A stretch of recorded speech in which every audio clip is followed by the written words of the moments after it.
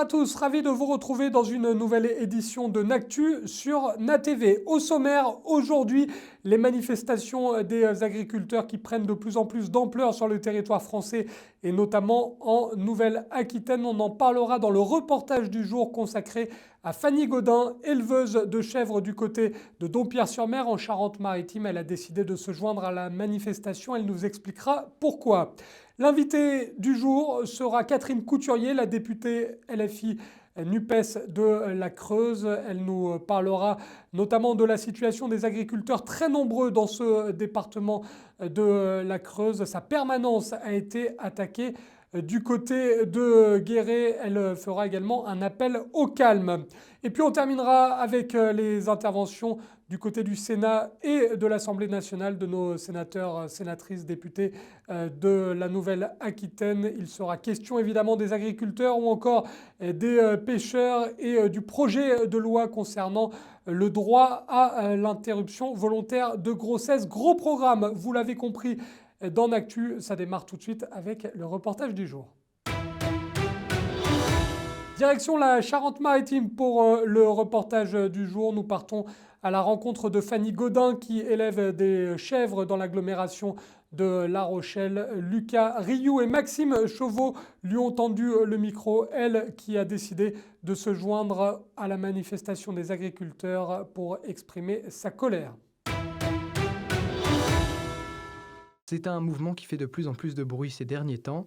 Les agriculteurs français se rassemblent dans toute la France pour manifester. Comme Fanny, propriétaire de la cabane des Biquettes, ils sont des milliers à s'être réunis pour faire entendre leur mécontentement. Alors en fait on manifeste parce qu'il y a une grogne générale du monde agricole. Clairement la coupe est pleine, c'est-à-dire qu'au bout d'un moment en fait on a trop de problématiques au quotidien qui ont fait que le monde agricole a fini par vouloir descendre dans la rue et vouloir se faire entendre. Il y a plusieurs problématiques qui nous touchent au quotidien et qui sont là depuis déjà un certain temps. Des revendications qui en plus de durer se multiplient dans le temps faute de solutions. Taxes, salaires ou encore écologie, les agriculteurs français sont à bout de souffle. La première grosse problématique, c'est la rémunération. C'est-à-dire qu'en fait, on n'est clairement pas payé à notre juste valeur de travail. À la fois, ceux qui sont installés ne vivent pas de leur métier, et à la fois, on ne devient pas attractif pour une future génération.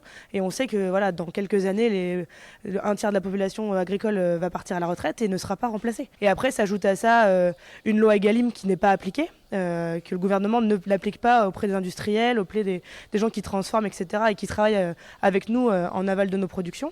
Sans réaction du gouvernement, les consommateurs pourraient eux aussi être touchés dans les prochains mois selon Fanny. Pire encore, c'est l'ensemble de l'agriculture française qui pourrait en pâtir. Alors clairement, la filière agricole française va clairement en prendre un coup si les actes ne sont pas faits. C'est-à-dire qu'au bout d'un moment, on ne pourra pas vivre comme ça dans l'étau pendant des années. Il va falloir à un moment dire oui ou non à ce qu'on leur propose. C'est-à-dire la loi Egalim, on l'applique ou pas, ou alors on la change. Mais il y a un moment, il va falloir faire quelque chose, puisque la rémunération est clairement la problématique. Et ensuite, la transition écologique, d'accord. Mais donnez-nous les moyens de le faire. Entre le renouvellement des générations qui ne va pas se faire, les problématiques financières et l'abus des normes, clairement l'agriculture française va s'arrêter. Du coup, on va importer de la nourriture qui n'est pas du tout celle qu'on a l'habitude de connaître en France et qui n'est pas surtout sécuritaire autant que celle française. Déterminés à faire entendre leur message, les agriculteurs comptent poursuivre les manifestations dans les prochaines semaines jusqu'à ce que le gouvernement réagisse. On va se relayer sur les jours à venir et tant qu'on n'aura pas d'acte concret ou en tout cas une présence concrète du gouvernement qui vient nous voir, au bout d'un moment, on est obligé de se faire entendre et d'y rester au moins quelques jours. Il y a un moment en fait, on ne peut pas rester comme ça pendant des années. Ça fait plus de 10 ans qu'on demande aux différents gouvernements successifs de faire des choses. Il ne se passe rien et ils nous mettent un revers de main en nous disant que de toute façon ça va passer. Au bout d'un moment, c'est bon en fait. On est en train d'être pris à la gorge et on va tous y passer quoi. Si la France reste le principal producteur agricole en Europe, le taux d'importation dans le pays s'est multiplié par 2 en 20 ans, un chiffre qui pourrait bien continuer de grimper dans les prochaines années. C'était un reportage signé Maxime Chauveau et Lucas Rioux. Pour revoir ce reportage, vous allez sur la page YouTube de NaTV. N'hésitez pas d'ailleurs à partager et à commenter ce reportage. Et tout de suite, on reçoit notre invité du jour, notre invité qui n'est autre que la députée LFI NUPES de la Creuse, Catherine Couturier. Catherine Couturier, dont la permanence d'ailleurs a été attaquée par des agriculteurs mécontents qui ont déversé du fumier devant sa permanence. On écoute tout de suite l'invité du jour, Catherine Couturier, députée de la Creuse. Et notre invitée aujourd'hui dans Napolitique, c'est un grand plaisir puisqu'on la reçoit pour la première fois. C'est la députée de la Creuse, Madame Catherine Couturier, qui nous fait l'honneur de nous répondre dans cette journée chargée en actualité. Bonjour, Madame Couturier. Bonjour, alors député du groupe LFI NUPES. Tout à fait. C'est important de le préciser puisqu'on va y revenir. Il y a pas mal d'actualités à évoquer. On avait reçu un communiqué notamment pour répondre à Marc Fesneau, le ministre de l'Agriculture. Mais on va évidemment évoquer l'actualité la plus chaude puisque c'était une forte journée de mobilisation hier, notamment dans la Creuse. C'est encore le cas aujourd'hui. Est-ce que vous pouvez un petit peu, Catherine Couturier, nous faire un point sur ce qui s'est passé notamment à Guéret, puisque ça a été une mobilisation très suivie. Alors déjà, premièrement, hier j'étais à l'Assemblée nationale, donc je n'étais pas sur place, puisque hier c'était aussi une journée historique à l'Assemblée nationale, puisque c'était le débat autour du texte sur l'inscription du droit à l'avortement dans la Constitution. Et donc vous comprendrez bien que ma présence à l'Assemblée était très importante pour moi à titre personnel et c'était une journée vraiment oui, qui restera, je pense, dans les grands moments de victoire pour toutes les femmes et tous les hommes de voir enfin le droit à l'avortement inscrit dans la Constitution. Et donc j'ai suivi bien évidemment toute la journée les mobilisations des agriculteurs en Creuse, une mobilisation qui, il faut le reconnaître, a été très très importante, hein, plus de 600 personnes. Et comme je me suis exprimée d'ailleurs le matin même, hein, dans un communiqué local, puisque mon groupe avait déjà communiqué par une expression dès dimanche soir par rapport à la situation du conflit. Et j'ai exprimé dans ce communiqué, déjà premièrement, j'adressais toutes mes condoléances au drame survenu dans l'Ariège. Et je précisais que je soutiens le mouvement, bien évidemment, des agriculteurs qui réclament quelque chose qui n'est pas nouveau. Le mal-être chez les agriculteurs, il date depuis déjà des années. Monsieur Macron, il est quand même au pouvoir depuis déjà le mandat précédent et 7 ans, et rien n'a évolué.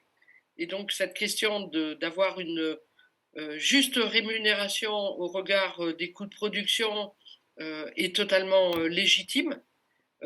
Après, c'est sur les solutions. Peut-être que il y a des divergences et que nous, ce que nous mettons et ce que nous pointons comme les raisons essentielles, c'est de sortir du dogme du libre-échange avec justement ces accords, par exemple sur le Mercosur, la Nouvelle-Zélande, hein, je ne vais pas tous les citer, au niveau de l'Europe.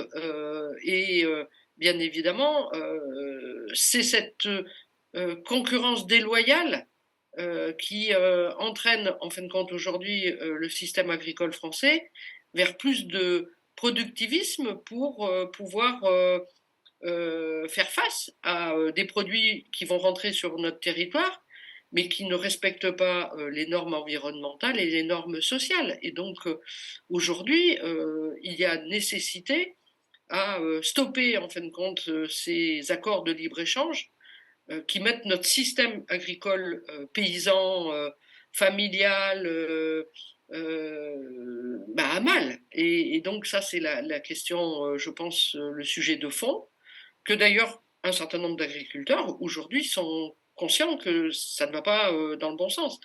Après, le deuxième point, à mon sens, qui est le plus aussi important, notre groupe, dans le cadre de la niche du 30 novembre, nous avions porté un projet de loi pour justement mettre en place des marges, sur les marges de l'industrie agroalimentaire et de la grande distribution, pour permettre en fin de compte un prix plancher, des prix planchers aux agriculteurs au regard de leurs coûts de production.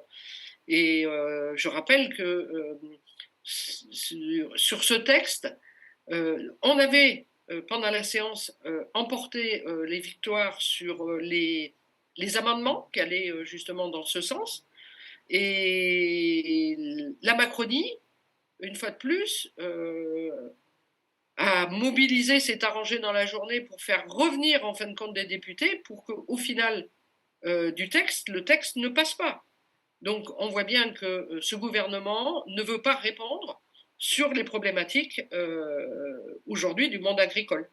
Donc voilà, je pense que beaucoup de médias ont porté cette question, les normes mettent à mal le système, ils sont étranglés, les agriculteurs sont soumis à des règles, ils ne s'en sortent plus. Je pense qu'il faut faire attention sur ce sujet. Il ne faut pas que les agriculteurs tombent dans le piège de moins de normes environnementales, ce serait une catastrophe. Au contraire, ça inciterait encore à aller vers plus de productivisme par rapport à ce que j'ai dit tout à l'heure. Hein. Et donc, par contre, il y a certainement des points administratifs, des normes administratives sur lesquelles qui leur les occupent beaucoup et qui leur obligent à passer beaucoup de temps. Là, il y a peut-être des choses à regarder de près. Leur plus grande préoccupation aujourd'hui, par exemple, moi je le vois sur le département, et j'en discutais hier avec Madame la préfète, on a 30 dossiers d'agriculteurs qui n'ont rien touché au niveau de la PAC. 30. Ces 30 dossiers, ces agriculteurs qui auraient dû toucher au mois d'octobre, vous imaginez bien qu'avec des trésoreries de plus en plus compliquées, ça peut être un drame pour ces agriculteurs. Alors après, les raisons de pourquoi, alors un bug informatique, des problématiques de transmission entre père et fils ou fille, parfois, le souci, moi je pense que sur ces dossiers, c'est que les services de l'État qui ont en charge cette gestion des fonds de la PAC vers les agriculteurs, c'est qu'il n'y a pas assez de personnel dans les DTT pour s'occuper de, justement, très rapidement de régler le problème. Donc là, on en revient aussi à une problématique aujourd'hui, c'est que même par rapport au monde de l'agriculture, la casse des services publics, et en particulier la casse des moyens humains dans les services de l'État décentralisés, ne sont pas à la hauteur des besoins. On rappelle, pour poser un petit peu le contexte aussi, que votre département, celui de la Creuse, est un département historiquement, qui repose énormément sur l'élevage, sur l'agriculture. Donc, vous êtes bien au courant de cette problématique, contrairement à ce qu'a pu dire Marc Fesneau, hein, puisque c'était aussi l'objet de votre communiqué, le ministre de l'Agriculture qui reprochait à votre collègue Mathilde Igné de ne pas aller sur le terrain, alors que, ironiquement, c'est une ancienne ouvrière agricole. Ça a dû vous faire rigoler, vous aussi. Oui, ça m'a. Alors, je vous avouerai que sur le coup, ça fait pas forcément rigoler, mais après coup, oui. D'ailleurs, avec Mathilde Igné, on était en train de se dire, on va peut-être faire un hashtag va sur le terrain.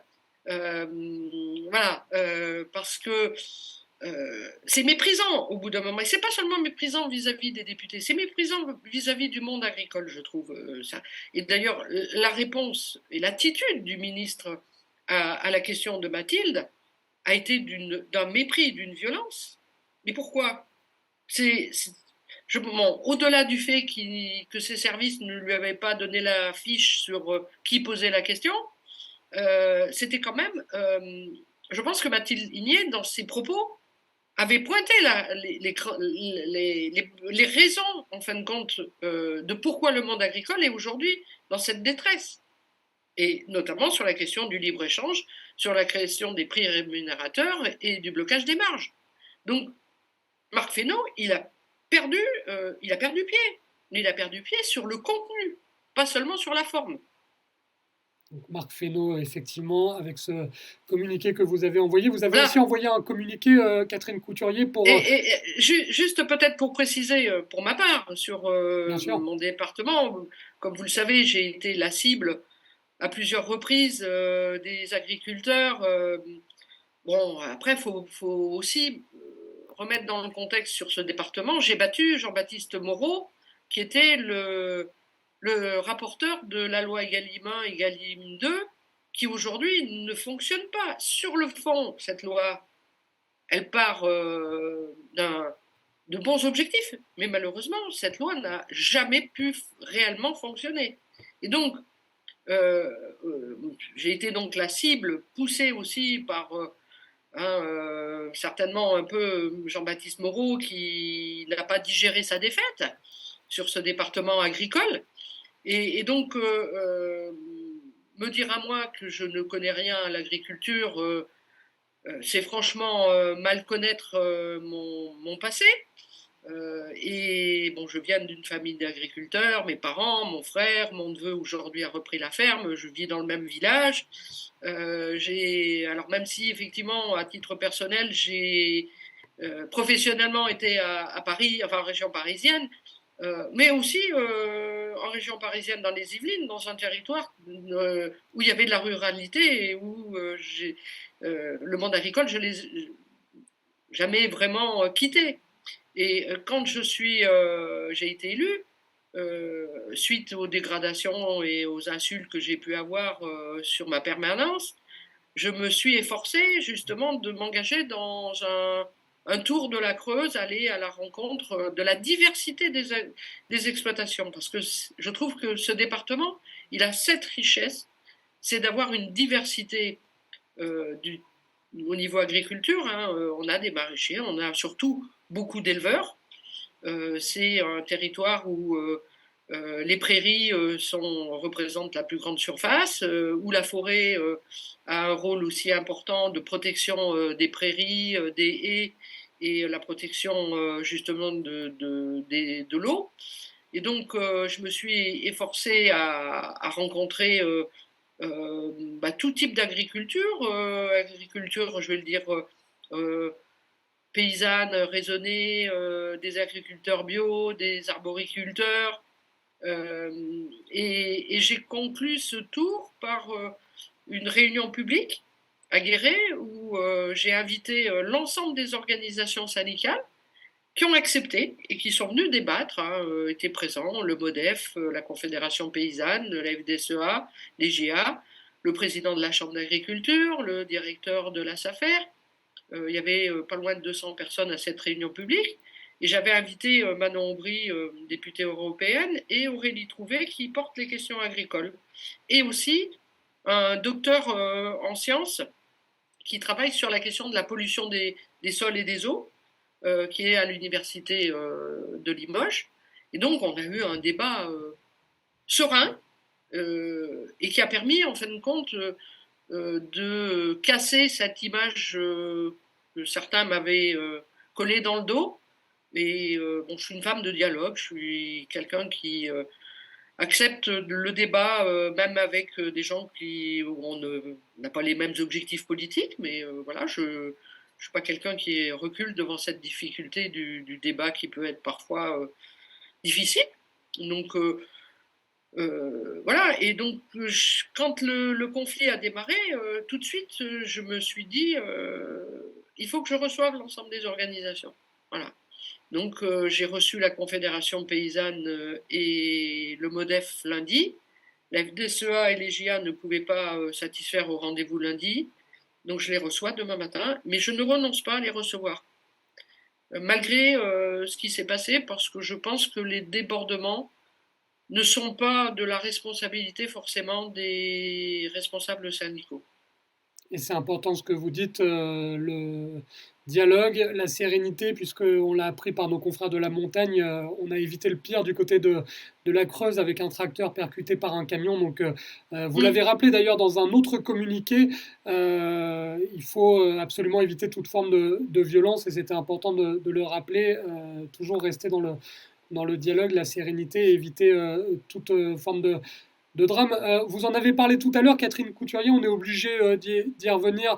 avant de se quitter. Mais il y a deux informations dans l'actualité importantes. Il y a effectivement cette journée d'hier à l'Assemblée nationale avec, on l'a entendu, votre consoeur Mathilde Panot, mais rappelez-nous un peu en quoi c'était une journée si importante avec évidemment ce projet de loi sur la liberté de recourir à l'IVG, une journée qui marquera forcément l'année 2024.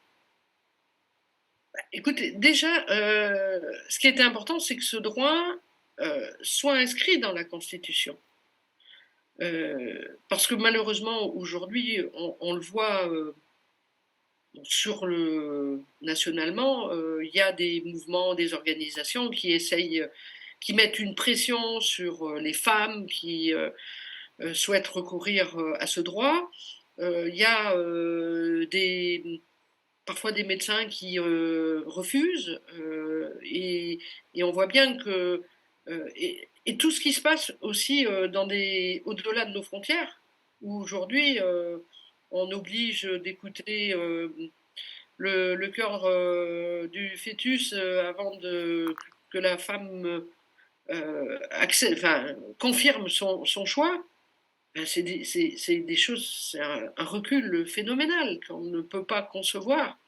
Et bon, Simone Veil a été très courageuse déjà à l'époque de mener ce combat à l'Assemblée, mais on sentait bien que ce droit, s'il n'était pas inscrit dans la Constitution, le risque c'était qu'il soit remis en cause. Et donc, pour nous, c'est un moment, et toutes les associations féministes, planning familial et j'en passe, hein, mènent ce combat depuis longtemps, et donc c'est leur victoire aussi. Et c'est la victoire aussi, Mathilde Panot, et donc nous avions déposé ce texte dans notre niche parlementaire, et qui avait été voté. Et même si le texte ne va pas aussi loin que ce que nous portions, c'est un texte de compromis qu'il faut confirmer. Et donc hier, c'était effectivement une grande victoire pas seulement que pour les femmes, mais pour toute la société. Une dernière question, toujours l'actualité récente, puisque ça fait un petit peu polémique à la NUPES et à la France Insoumise. Vous étiez contre d'ailleurs l'augmentation des frais de mandat de 300 €, Catherine Couturier. Oui, sur ce sujet, j'ai vu quelques polémiques tourner. Alors bien évidemment, dans une période où les agriculteurs n'arrivent pas à vivre de leur travail, ce type de polémique, ça peut être très très mal compris. Alors déjà, premièrement, il faut savoir que c'est une décision du bureau de l'Assemblée nationale, ce n'est pas une décision des députés. Donc dans ce qu'on appelle, c'est l'enveloppe, alors c'est pas notre indemnité déjà, c'est l'enveloppe pour nos frais qui couvre l'ensemble des dépenses liées à notre mandat. Il faut savoir quand même que cette enveloppe-là, par exemple, on n'a pas le droit de se servir de cette enveloppe pour, par exemple, faire un don à une association. Ça, c'est totalement interdit. Moi, personnellement, de mon compte personnel, je peux faire un don à une association, mais surtout pas avec cette enveloppe, ce qu'on appelle l'AFM. Alors, il faut savoir que nous nous sommes abstenus sur ce vote. Tout simplement pourquoi ? Parce que c'était un vote global sur des éléments de prise en charge de frais sur lesquels on se battait depuis très longtemps. Par exemple, la prise en charge, justement, dans cette enveloppe, si vous voulez, on est contrôlé par le déontologue, et c'est normal, et on ne peut pas prendre en charge certains frais. Et par exemple, les frais de garde d'enfants, par exemple, quand votre mandat vous oblige à faire garder vos enfants, eh bien, ça, on ne pouvait pas le déclarer et donc, c'est quelque chose qu'au niveau de notre groupe, on portait depuis longtemps. Et donc, il y avait des éléments de prise en charge, justement, nouveaux, qu'on réclamait depuis longtemps. Le problème, c'est que Mme Braun-Pivet, elle a fait voter l'ensemble de cette augmentation globale. Et donc dedans, effectivement, nous étions opposés à une augmentation de l'AFM. Et c'est pour les raisons pour lesquelles on s'est abstenu, parce qu'il y avait des éléments qui étaient qu'on réclamait depuis longtemps. Voilà les raisons pour lesquelles on s'est abstenu. Et on remercie chaleureusement, parce qu'on a un petit peu dépassé au niveau du temps, Catherine Couturier, députée La France Insoumise de la Creuse, du département de la Creuse, un département dont on voulait aussi parler, puisque, on le rappelle, c'est un département qui eh bien, vit beaucoup de l'agriculture et de l'élevage, donc un département concerné par la mobilisation des agriculteurs en ce moment. Merci beaucoup, Madame la députée, et bon courage, puisque, on le sait, vous avez des heures à venir chargées au niveau de l'emploi du temps. Je vous remercie et au plaisir pour une autre émission. Il n'y a pas de souci, je suis disponible. Plaisir partagé. Merci Catherine Couturier. Au revoir, bonne journée. C'était Catherine Couturier, la députée LFI NUPES de la Creuse. On va d'ailleurs retrouver d'autres députés et puis une sénatrice dans un instant, puisque vous le savez, chaque semaine on vous propose à l'antenne sur NATV de découvrir les interventions des députés de la région Nouvelle-Aquitaine à l'Assemblée nationale. Il a été question avec Grégoire de Fournat, député de la Gironde, avec Anne-Laure Babot, députée de la Charente-Maritime, de la manifestation et de la colère des agriculteurs. Il a été question également de la hausse du prix de l'électricité. Bref, tout de suite, les interventions des députés du côté de l'Assemblée nationale, les députés évidemment de la région Nouvelle-Aquitaine. Ma question s'adresse au Premier ministre. Je voudrais commencer par rendre hommage à cette agricultrice tuée ce matin par un chauffard lors d'une manifestation d'agriculteurs dans l'Ariège.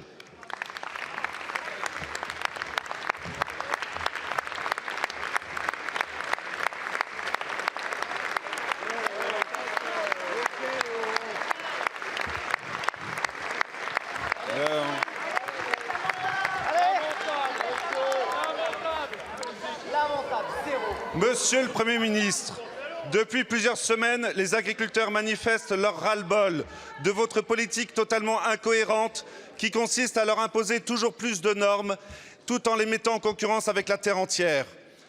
Nous vous alertons depuis des mois sur cette France rurale et du travail qui n'en peut plus. Et malgré nos mises en garde, vous avez voté le traité de libre-échange avec la Nouvelle-Zélande, qui va faire venir des milliers de tonnes de viande et de lait et dont la production ne respecte aucune des normes imposées à nos agriculteurs. Vous continuez à soutenir Farm to Fork, cette feuille de route européenne d'une écologie punitive et de décroissance agricole dictée par les pires écologistes d'extrême gauche. Au mois de décembre, et malgré notre ferme opposition, vous avez fait voter une augmentation de la fiscalité sur le GNR, alors que l'agriculture française est déjà asphyxiée par les charges. Alors que nos agriculteurs sont à l'agonie, vous essayez de gagner du temps par vos concertations stériles et la promesse d'une loi d'orientation agricole dont la vacuité ne réglera aucun des problèmes des agriculteurs. Monsieur le Premier ministre, cessez votre enfumage et répondez à ces trois questions essentielles. Allez-vous revenir sur l'augmentation de la fiscalité sur le GNR? Allez-vous dénoncer le traité de libre-échange avec la Nouvelle-Zélande et abandonner les négociations avec le Mercosur? Allez-vous mettre fin à l'écologie punitive et à la stratégie Farm to Fork que vous avez votée au Parlement européen avec les écologistes? Répondez à ces trois questions, tout le reste n'est que bavardage. Je vous remercie. La parole est à Monsieur Marc Fesneau, ministre de l'Agriculture. Merci beaucoup, Madame la Présidente, Mesdames et Messieurs les députés. Monsieur le député de Fournas, on n'est jamais surpris avec vous. Vous n'êtes jamais en retard d'une démagogie ou d'une récupération. Alors oui, nous avons des problèmes. Oui, nous avons besoin qu'au travers des normes, le Premier ministre vient de le dire, au travers de la simplification, au travers de la compétitivité, nous travaillons pour les agriculteurs. Vous êtes un élu qui connaît son territoire, vous êtes un élu de Gironde. Les viticulteurs de Gironde, ils ont besoin de quoi? Ils ont besoin de compétitivité. Ils ont besoin qu'on les accompagne, on l'a fait par la distillation en 2023, 200 millions d'euros. Ils ont besoin, vous savez quoi? Ils ont besoin d'échanges commerciaux. Parce que si le Bordeaux ne s'exporte pas, vous m'expliquerez comment il continuera à y avoir une viticulture en Gironde. Et donc, ils ont besoin qu'on leur dise les grands enjeux, de les accompagner dans la compétitivité et pas de les enfermer dans l'autarcie qui, au fond, les condamne à disparaître. C'est ça sur lequel on a besoin de travailler. Enfin, je veux répondre sur la question du GNR. Nous avions mis en place, avec Bruno Le Maire, un mécanisme qui était un mécanisme de baisse de l'avantage fiscal, 70 millions sur 1,3 milliard, avec des compensations fiscales qui permettent de compenser à l'euro, d'un point de vue global, ces compensations. Il s'avère, laissez-moi finir, il s'avère, et c'est ce que disent aussi les manifestants, que sur les territoires, ça ne se repartit pas forcément de façon homogène. Je l'ai dit, et donc on est en train de travailler et de regarder avec les organisations professionnelles comment les choses peuvent s'équilibrer et comment on peut à la fois avoir une trajectoire sur la fiscalité et en même temps avoir une trajectoire qui soit bien répartie sur l'ensemble des territoires et qui corresponde à l'ensemble des besoins des agriculteurs. C'est ça ce qu'il faut, monsieur de Fournas, c'est leur dire la vérité, c'est répondre à leurs problèmes. Je prends ma part des choses, et chacun doit prendre sa part des choses qui n'ont pas été faites. Mais il me semble qu'on a besoin d'accélérer et si vous pouviez sortir de la démagogie, peut-être qu'on avancerait au service de l'agriculture. Je vous remercie, monsieur le ministre. Monsieur le député. Monsieur le ministre, vous n'êtes pas agriculteur, moi je suis viticulteur. Et mon père qui a 62 ans et qui est aussi viticulteur ne se paye plus depuis plus d'1 an. Alors arrêtez avec vos accusations. Le vide sidéral de votre réponse est l'aveu de votre impuissance. L'agriculture française est au bord du gouffre. Présent Madame Anne-Laure Babeau pour le groupe démocrate. Merci Madame la Présidente. Tout d'abord, comme nos collègues l'ont fait, le groupe démocrate a une pensée émue pour la jeune agricultrice décédée ce matin, pour son conjoint et sa fille qui sont dans un état grave. Nous adressons toutes nos pensées à leurs proches.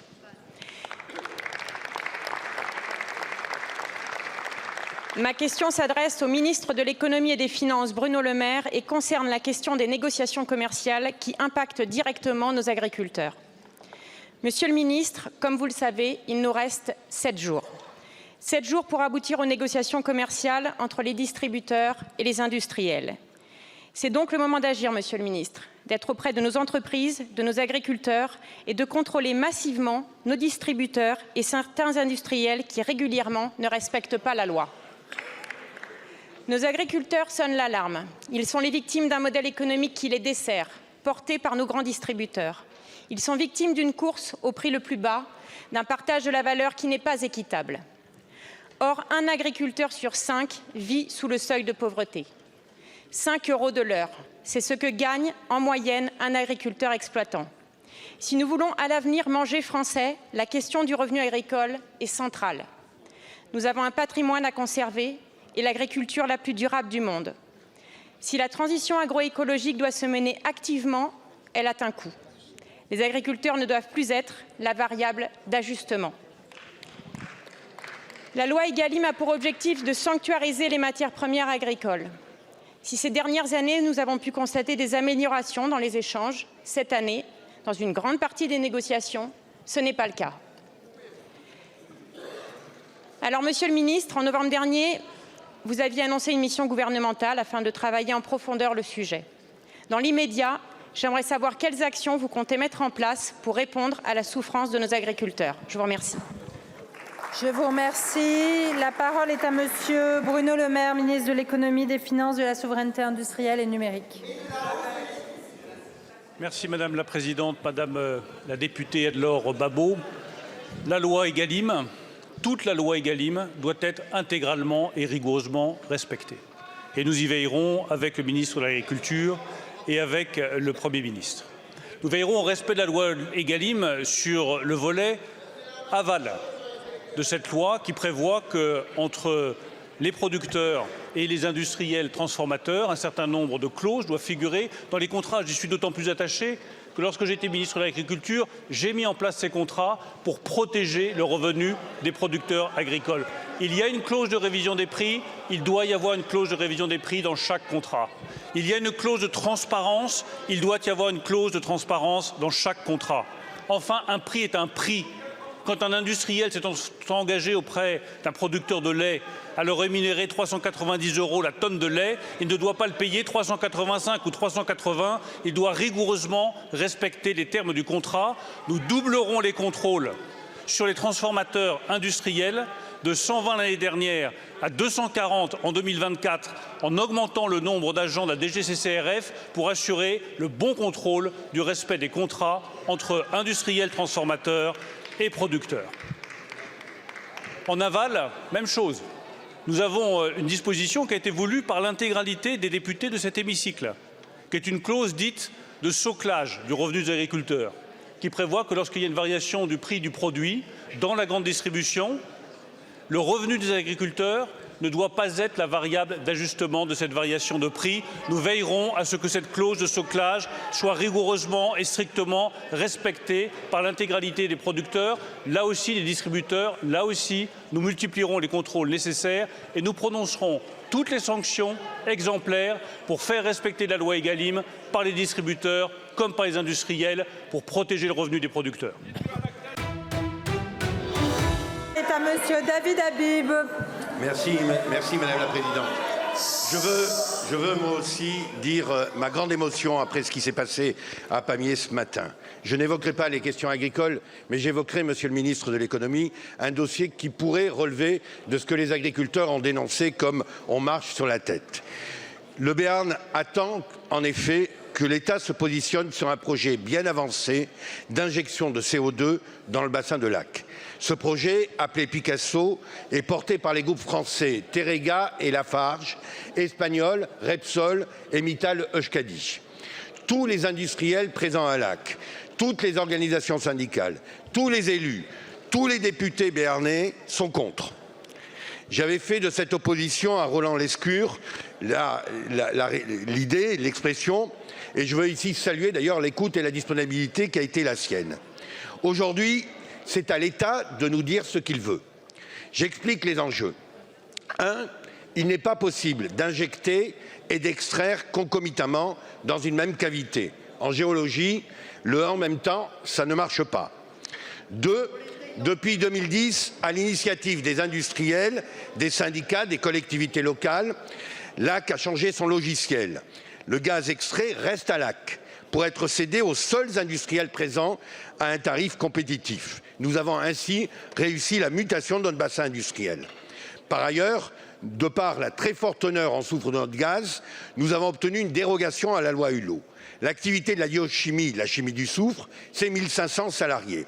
3. Le projet Picasso mettra un terme à cette activité. Picasso, c'est 80 emplois. La thiochimie, c'est 1500 emplois. 1500 d'un côté, 80 de l'autre. Alors l'injection n'est pas à rejeter en soi, mais Lac ne saurait être sacrifié pour des groupes qui redoutent la taxe européenne de 2026. Aussi, au-delà des aspects environnementaux et d'image, importer du CO2, nous souhaitons connaître la position de l'État sur cette question. Merci beaucoup, monsieur le député. La parole est à monsieur Bruno Le Maire, ministre de l'Économie, des Finances, de la Souveraineté industrielle et numérique. Madame la Présidente, monsieur le député Habib, vous connaissez notre ambition, c'est de faire de la France la première nation décarbonée en Europe à horizon 2040. Et pour ça, nous voulons étudier toutes les solutions, y compris le stockage géologique de CO2, donc nous sommes tout à fait ouverts à cette possibilité-là. Sur le site de Lac, c'est à peu près 500 millions de tonnes de CO2 qui pourraient être stockées. Pour certaines activités comme la production de ciment, si on veut décarboner, il n'y a pas d'autre solution pour le moment que de stocker le carbone. Donc je le redis, nous sommes ouverts à cette option-là. Pour l'instant, nous n'avons pas été saisis d'une demande formelle sur le projet Picasso. Donc nous attendons d'avoir la saisine formelle. Et ensuite, la décision de l'État, elle sera rendue en fonction de 3 critères. Premier critère, l'acceptabilité de la population.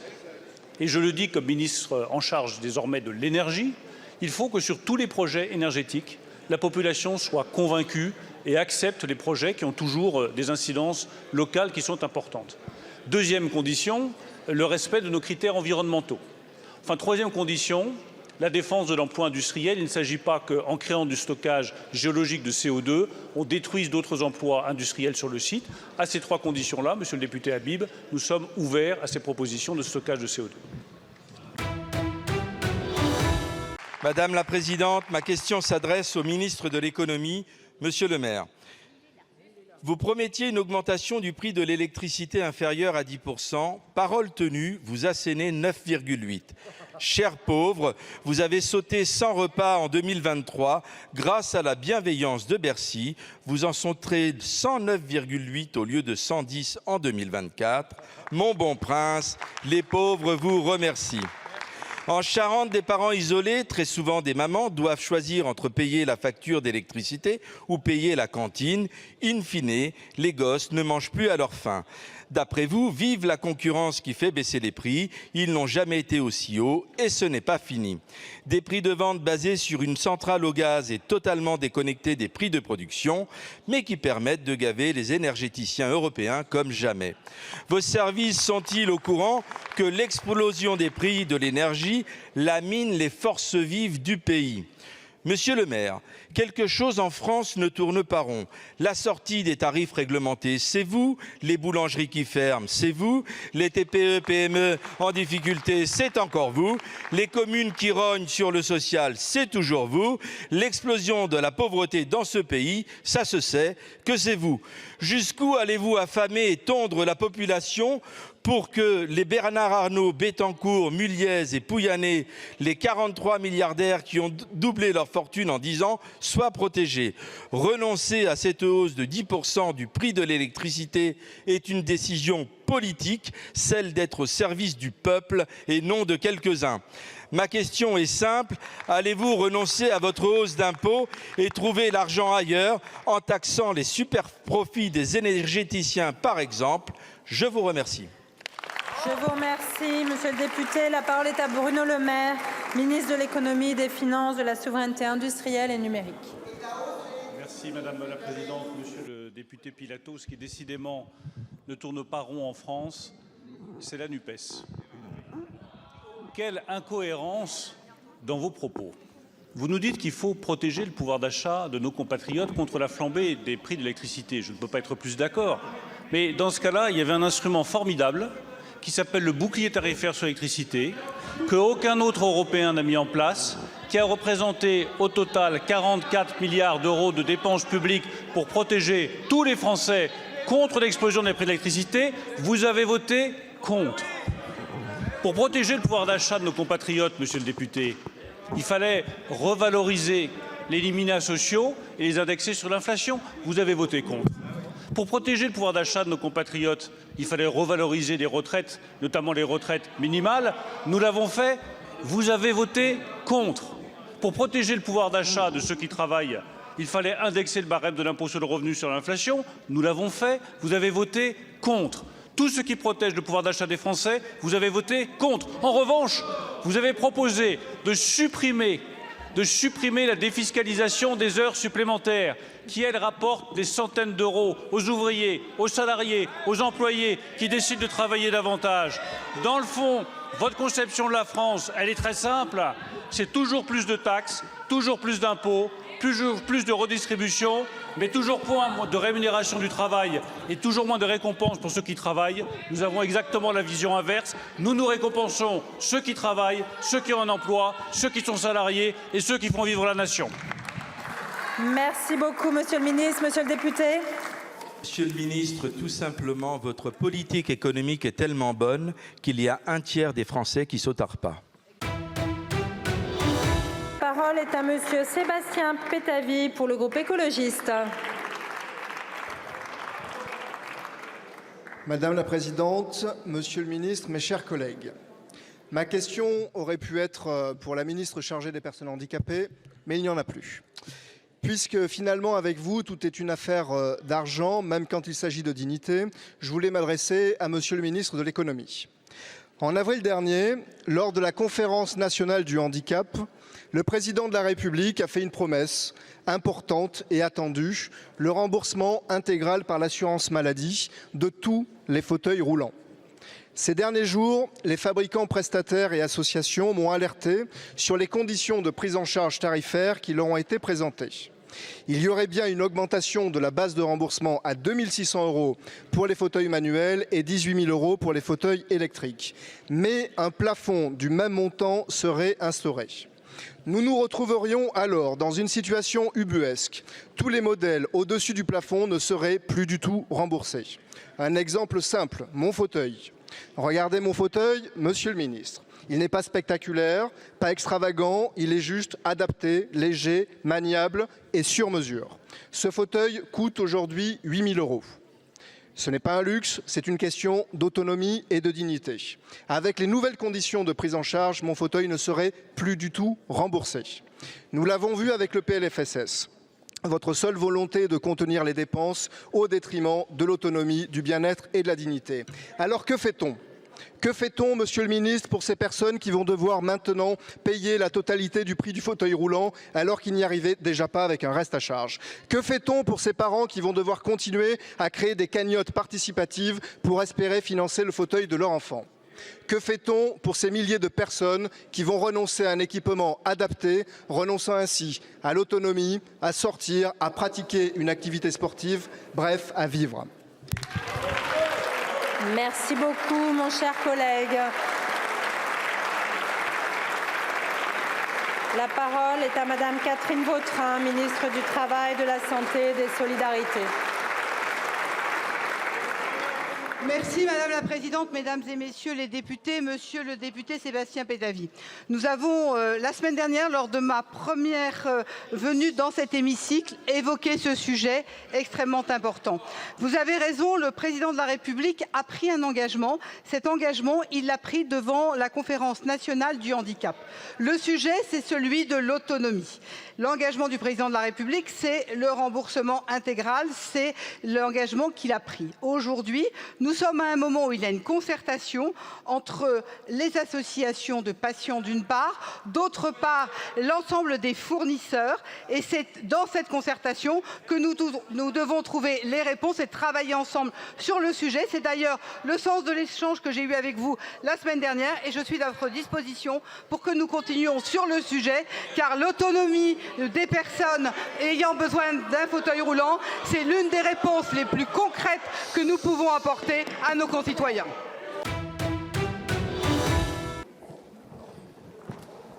Merci Madame la Présidente.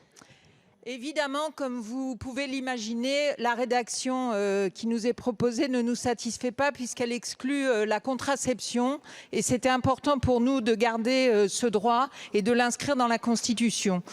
Quand on nous dit que l'avenir du droit à l'IVG n'est pas garanti en France, oui, l'avenir du droit à l'IVG n'est pas garanti en France. Il n'y a qu'à voir les amendements qui ont été déposés notamment par le groupe Les Républicains où il est question de revenir sur le délai à 12 semaines. Ils veulent aussi interdire aux sages-femmes de pratiquer les IVG instrumentales.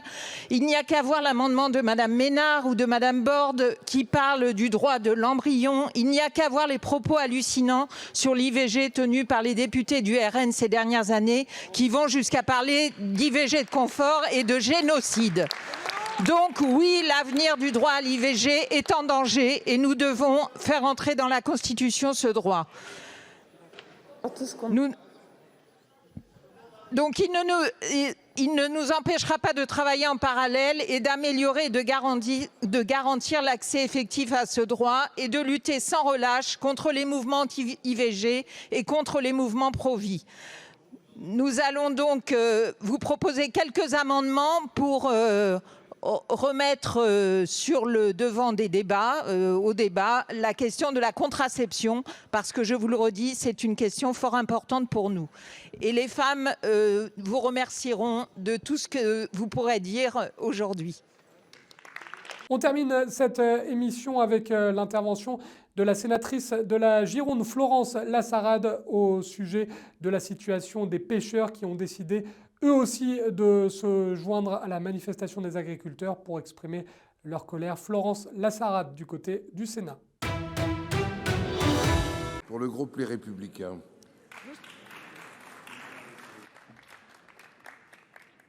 Monsieur le Président, Monsieur le Ministre, mes chers collègues, les agriculteurs souffrent, les pêcheurs aussi. La pêche est désormais interdite dans le golfe de Gascogne à tous les bateaux de plus de 8 mètres pendant un mois. Cet arrêt d'un mois doit se répéter pendant les hivers 2025-2026 au nom de la protection des dauphins. Ainsi, plus de 450 navires vont rester à quai au moment le plus prolifique pour les pêcheurs. C'est toute une filière qui est menacée. À l'origine de cette mesure radicale, une décision du Conseil d'État visant à protéger les dauphins des captures accidentelles par les marins pêcheurs. Pourtant, des dérogations pour les navires avaient été initialement prévues et de nombreux pêcheurs avaient consenti à ces investissements en s'équipant de dispositifs de dissuasion acoustique et de caméras embarquées. D'autres solutions existaient. Les représentants de la filière avaient par exemple proposé la fermeture tournante des zones de pêche. Cette interdiction a été étendue à tous les navires européens. Et comme on pouvait s'en douter, elle a suscité de vives réactions. L'Association européenne des organisations de producteurs de poissons a appelé la Commission européenne à trancher, estimant que cette décision unilatérale pénalise toute la filière pêche de l'Union européenne et considère que cette jurisprudence ne devrait s'appliquer qu'aux navires français. En attendant la décision de la Commission, pendant un mois, les pêcheurs espagnols pourront, eux, tranquillement continuer à pêcher et concurrencer les Français. Enfin, comble de l'absurde, la communauté scientifique européenne estime que depuis 20 ans, la population des dauphins communs est stable et ne court aucun risque à court terme dans le golfe de Gascogne. Avec moins de produits de la mer prélevés, les prix sur les étals des poissonniers vont s'envoler. Le risque est aussi de voir la part des poissons importés progresser. Monsieur le ministre, face à cette décision radicale, absurde, injuste et dispendieuse, quelles sont vos propositions pour sauvegarder une filière pêche française et laisser les pêcheurs professionnels exercer leur profession ? Monsieur le ministre.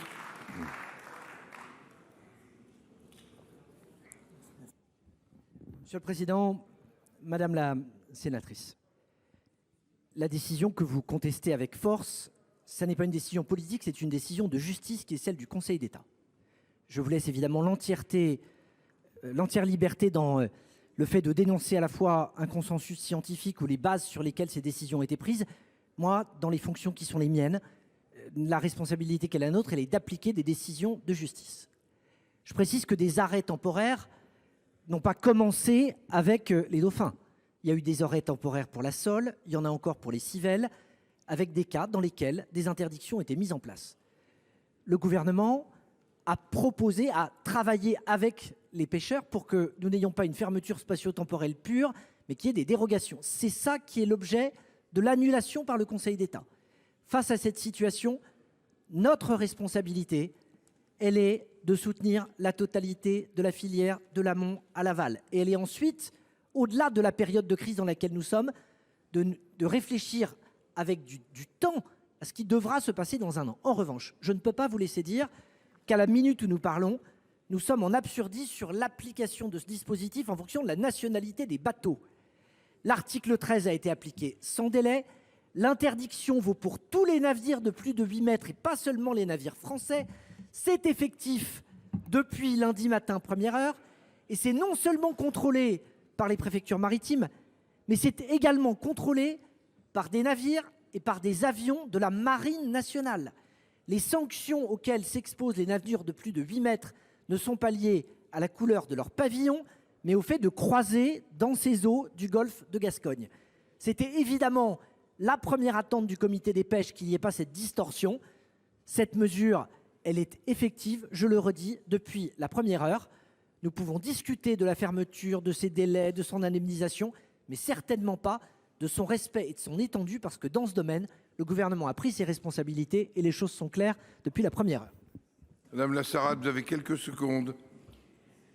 Comme pour l'agriculture, avec les arguments erronés des ONG anti-pêche, vous conduisez le pays à l'insurrection, ni plus ni moins.